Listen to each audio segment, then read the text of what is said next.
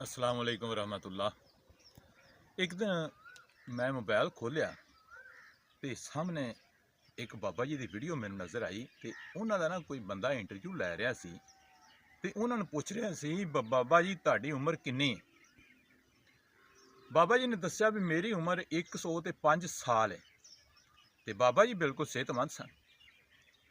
पुछने वाले ने दूसरा सवाल दागिया तो पूछा भी ये जी तुहाडी लम्मी उम्र इहदा की राज है।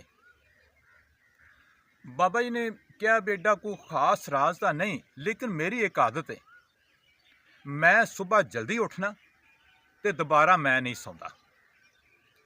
लो यह गल जी है ना मेरे दिल दे विच बह गई। तो फिर एक लम्मी सोचन लग पाया। मैं सोचा भी इस टाइम जिन्नी भी कौम है, जिन्ने लोग ने, उन्हां दे विचों अद्धे नालों ज़्यादा लोग जिहड़े ना वो सुबह लेट उठते हैं। जिहड़े लोग सुबह नमाज वास्ते उठ भी बहिंदे ने ते नमाज पढ़ के वो फिर सौ जाते हैं। जे असीं सौ के अपनी जिंदगी जिहड़ी है ये ख़त्म करते रहे तो तरक्की असीं किसी भी मैदान दे विच नहीं कर सकते।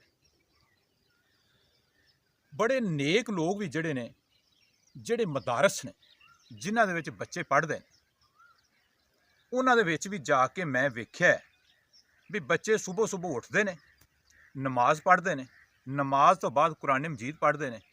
तो जदों 10 वज जाते हैं तो छुट्टी हो जाती है तो जिहड़े उस्तादे मोहतरम ने बच्चों नूं सख्ती दे नाल सौण की तरगीब देंदे ने ते बच्चे 10 बजे सौ जाते हैं तो 2 बजे उठते हैं।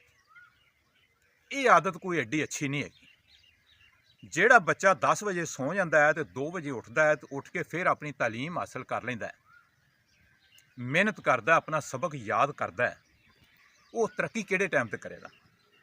सबक तो इलावा वो जिहड़े दूसरे मशागिल ने वो कदों सिखेगा, कदों उन्हां ते मेहनत करेगा।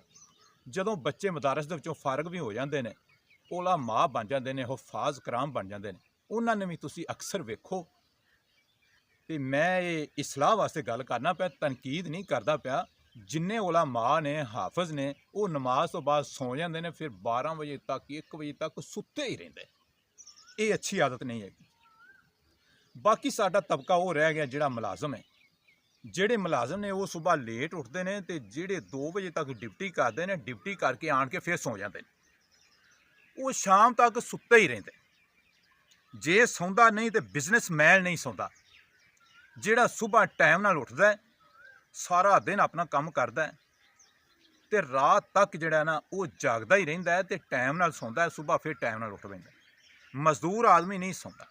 देखो उन्हां दी सेहत भी अच्छी है। जिहड़ा मजदूर सौंदा नहीं सुबह, उनकी सेहत भी अच्छी है, जिंदगी भी उनकी जिहड़ी है उम्र भी उनकी लंबी है। तो मैं जिहड़े नतीजे ते इस टाइम पहुँचा, मैं भी ये चाहना भी तुसीं सारे सुबह जिहड़ा टाइम नाल उठो, सूरज निकलण तो पहलों उठो, जमात नाल नमाज पढ़ो, उस तो बाद सैर करो, सैर तो बाद तुहानूं काम हैगा, भावें नहीं हैगा, सोना नहीं, तलावत करो, अपने काम के बारे सोचो, जिन्हां कोल काम हैगा वो काम करन।